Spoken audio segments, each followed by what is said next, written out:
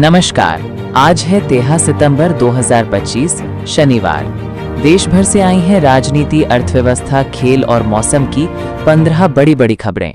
तो चलिए जानते हैं आज की टॉप ब्रेकिंग न्यूज। भारत ने रेट कट की अटकलों के बीच अमेरिकी ब्याज दरों में संभावित कटौती की उम्मीद से भारतीय रुपया 0.19% ऊपर 88.2750 पर पहुंच गया है, व्यापार तनाव और विदेशी पूंजी बहाव के बावजूद। 2 अगस्त 2025 में भारत की खुदरा महंगाई बढ़कर 2.07% हुई है, जुलाई के 1.61% से। खाद्य एवं सब्जियों की कीमतों में गिरावट कम हुई, लेकिन ये अभी भी आरबीआई के लक्ष्य सीमा में है।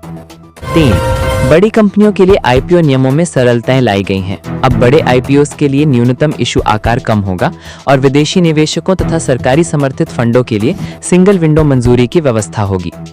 4 भारतीय शेयर बाजार ने लगातार दूसरी सप्ताह बढ़त दर्ज की है। टैक्स राहत तथा फेड द्वारा ब्याज दरों में संभावित कटौती की उम्मीदों ने निवेशकों का भरोसा बढ़ाया है। 5 सर्वोच्च न्यायालय ने राजस्थान के सरीका टाइगर रिजर्व की सीमाओं को पुनर्लेखित करने के प्रस्ताव को सार्वजनिक सलाह मशवरा प्रक्रिया में भेजा है, ताकि पर्यावरण और वन अधिकार कानून की प्रक्रिया पूरी हो सके।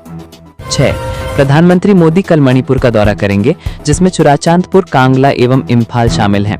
राज्य के अशांति प्रभावित इलाकों के लिए 8,500 करोड़ रुपए के परियोजनाओं के शिलान्यास होंगे। 7 उत्तर प्रदेश सरकार सेवा पर्व अभियान के तहत 17 सितंबर को पीएम मोदी के जन्मदिन अवसर पर पौधारोपण करेगी। राज्य में डिग्रेडेड जंगलों व नदियों के किनारे कुल 15 लाख पौधे लगाए जाएंगे। 8 भारत के विदेशी मुद्रा भंडार में वृद्धि हुई है।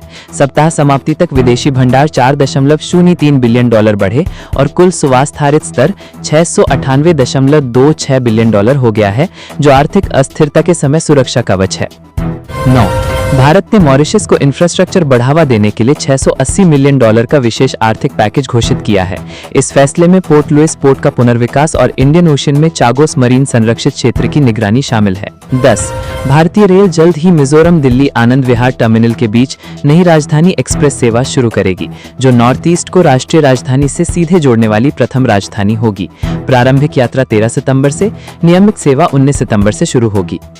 11 भारत इस सीजन में बढ़ी हुई चीनी स्टॉक की वजह से चीनी निर्यात करने जा रहा है।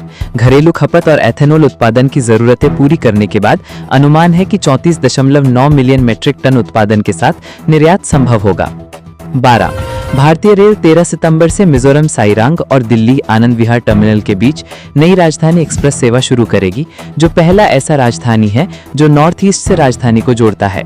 नियमित सेवा 19 सितंबर से चलेगी। 13 दिल्ली सरकार पीएम मोदी के जन्मदिन 17 सितंबर को सेवा पखवाड़े के अंतर्गत 3,000 करोड़ रुपए के विकास पैकेज का उद्घाटन करेगी, जिसमें बुनियादी ढांचे और स्थानीय सेवाओं में सुधार शामिल है। 14 दिल्ली पुलिस की स्पेशल सेल ने एक आतंकी समूह को पकड़ा है, जो आत्मघाती हमला और शिवसेना नेता की हत्या की साजिश रच रहा था। उनके पास हथियार और विस्फोटक सामग्री होने के संकेत मिले।